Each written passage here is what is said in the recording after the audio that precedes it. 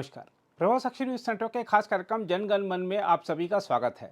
भारत में घुसपैठ, नशाखोरी, बलात्कार, धर्मांतरण जैसी कई समस्याएं गंभीर रूप लेती जा रही हैं, लेकिन सख्त कानूनी प्रावधान नहीं होने के चलते अपराधी छूट जाते हैं या कड़ी सजा पाने से बच जाते हैं, जिससे अन्य लोगों का भी अपराध करने का हौसला बढ़ता जा रहा है। हम महंगाई और बेरोजगारी जैसे मुद्दों पर तो सरकार से सवाल पूछ लेते हैं, लेकिन देश की असल समस्याओं पर सवाल नहीं पूछते। इसलिए सरकार का ध्यान भी इन अहम मुद्दों का स्थायी हल निकालने की ओर नहीं जा रहा है। यहाँ सवाल यह भी उठता है कि भारत जिन समस्याओं से जूझ रहा है, वैसी समस्याएं दुनिया के अन्य लोकतांत्रिक देशों में क्यों नहीं है। सवाल उठता है कि क्यों किसी की हिम्मत नहीं होती कि वह बॉर्डर पार करके चीन में घुस जाए। सवाल उठता है कि क्यों किसी की हिम्मत नहीं होती कि वह सिंगापुर में नशे का कारोबार चलाकर दिखाए। सवाल उठता है कि क्यों किसी की हिम्मत नहीं होती कि वह अमेरिका में धर्मांतरण करके दिखाए। यह सब उदाहरण दर्शाते हैं कि भारत जिन समस्याओं से जूझ रहा है वह विश्वव्यापी नहीं, बल्कि हमारी खुद की कमजोरियों से उत्पन्न हुई चुनौतियां हैं। देखा जाए तो अपराधियों के मन में कानून का डर नहीं होने के चलते ही भारत में तमाम तरह के अपराध और देश विरोधी साजिशें बढ़ रही हैं।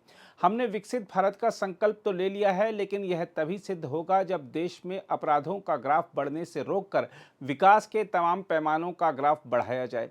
इस मुद्दे पर सुप्रीम कोर्ट के वरिष्ठ अधिवक्ता और भारत के पीआईएल मैन के रूप में विख्यात अश्वनी उपाध्याय ने कहा है कि कश्मीर फाइल्स बन गई लेकिन कानून नहीं बदला तो Goa files, Jammu files, Bengal files, Bihar files, Punjab files, Ladakh files, Manipur files, Nagaland files, Lakshadweep files, Mizoram files, Jharkhand files, Meghalaya files, Sikkim files, Uttarakhand files, Tamil Nadu files और अरुणाचल फाइल्स भी बनेंगी।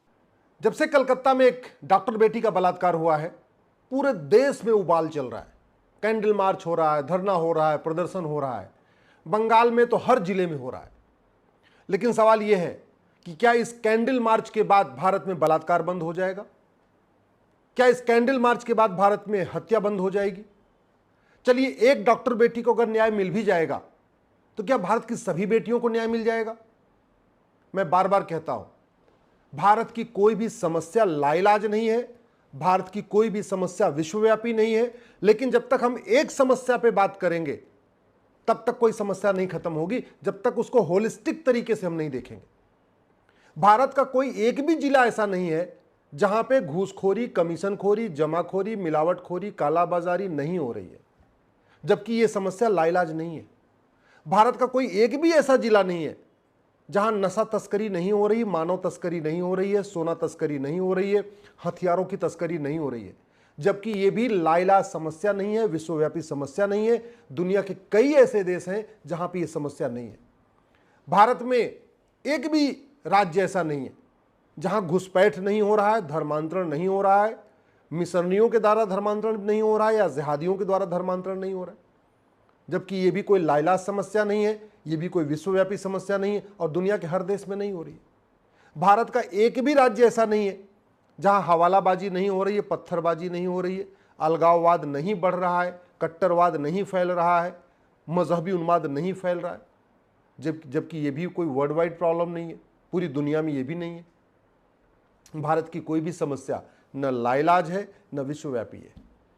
भारत का आप कोई एक राज्य बताइए जहां अवैध खनन नहीं हो रही है, अवैध कारोबार नहीं हो रहा है। एक भी कोई ऐसा राज्य बताइए जहां पे फर्जी एफआईआर नहीं होती, फर्जी शिकायत नहीं होती, जहां फर्जी गवाही नहीं होती। कोई एक राज्य बताइए जहां फर्जी मुकदमे नहीं चल रहे, फर्जी एफिडेविट नहीं फाइल हो रहे।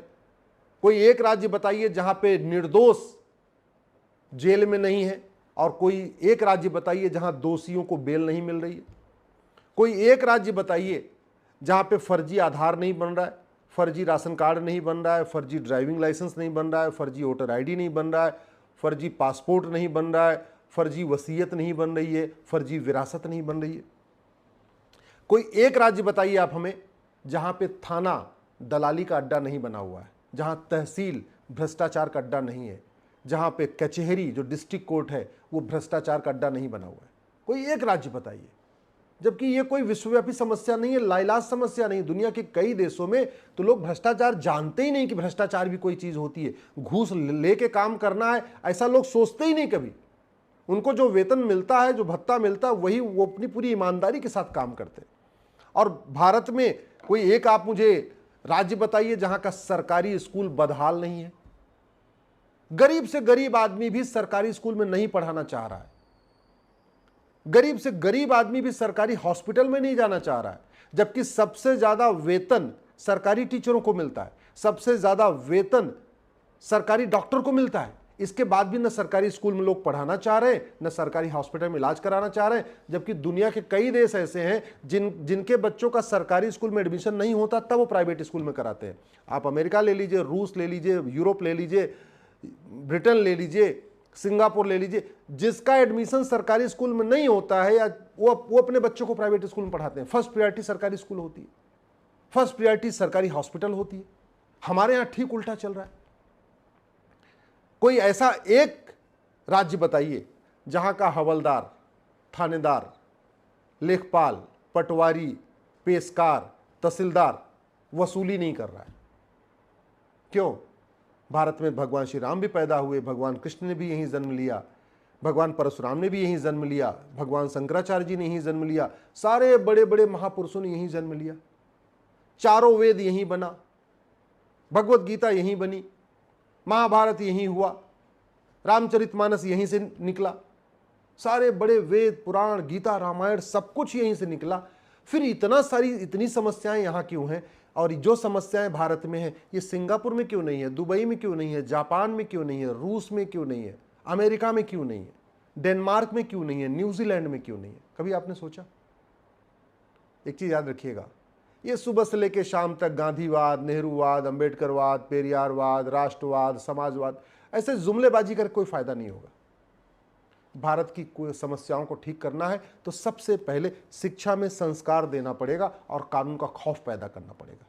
जिन देशों में शिक्षा में संस्कार है, कानून का खौफ है, वहां शांति है, समृद्धि है, खुशहाली है, सब प्रेम से रहते हैं, कोई एक दूसरे की जगह कब्जा नहीं करता, कोई न जंगल पे कब्जा कर रहा है, न अवैध निर्माण करता है।